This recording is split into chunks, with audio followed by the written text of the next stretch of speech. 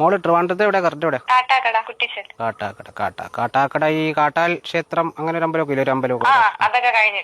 ഞാൻ കാണാറുണ്ട്, വീഡിയോസ് ഒക്കെ വളരെ നന്നായിട്ടുണ്ട് കേട്ടോ. Thank you. ഞാൻ നമ്മുടെ പാർലേജി അങ്ങനെയൊക്കെയുള്ള ഒരുപാട് ബിസ്ക്കറ്റിന്റെ ഒക്കെ പരസ്യം ഞാനാ ചെയ്തിരിക്കുന്നത്.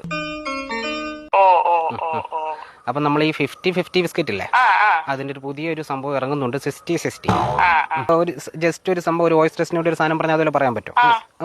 ഹായ് വന്നല്ലോ 60-60 ജീവിതം ആഘോഷകരമാക്കൂ, ഇതൊന്ന് പറയാം. ഹായ് വന്നല്ലോ 50-60 ജീവിതം ആഘോഷകരമാക്കൂ.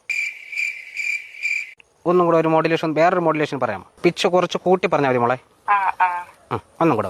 ഹായ് വന്നല്ലോ 50-60 ജീവിതം ഒരു ആഘോഷമാക്കും. കൊള്ളാം മോളെ, കറക്റ്റ് ആയിട്ട്. ഈ വോയിസ് ഒന്ന് ടെസ്റ്റ് ചെയ്യാൻ വേണ്ടിയിട്ടാണ് ഞാനിപ്പോ ഒന്ന് അയക്കാൻ പറയാം.